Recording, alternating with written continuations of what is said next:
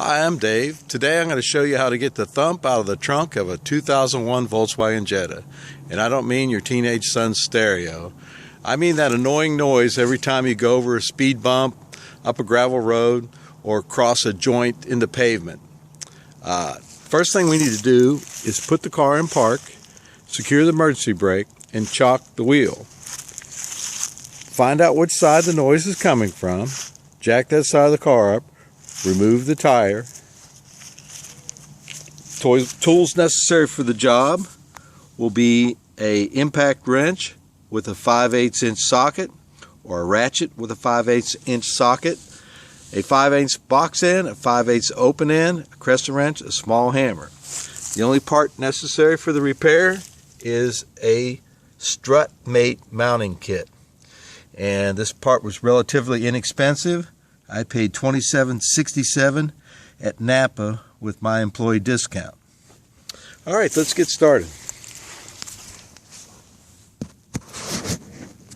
First thing we're going to do is we're going to remove the shock absorber.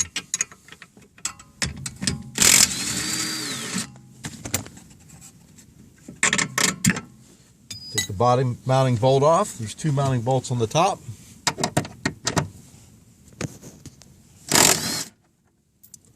Remove these. Compress the shock.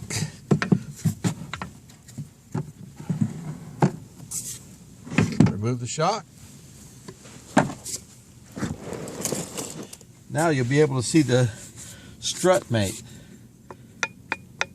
That's what's making your noise. In order to remove that, you hold the top of the shock with a crescent wrench and take it off with a box end wrench.